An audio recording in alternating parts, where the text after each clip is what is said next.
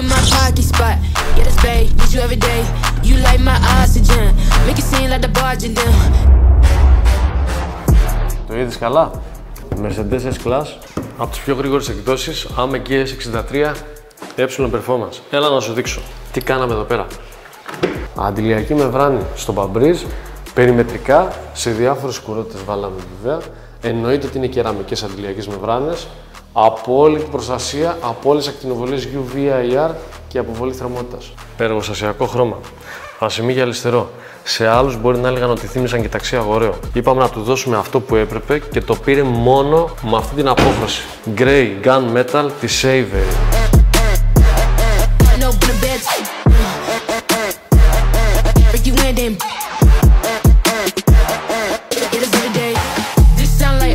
Έλα να σου δείξω, Γιάννο.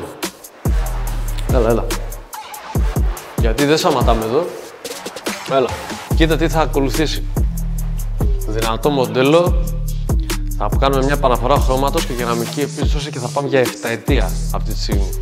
Θα ήθελα να ακούσω τα σχόλια όμως, αν τελικά η επιλογή ήταν σωστή.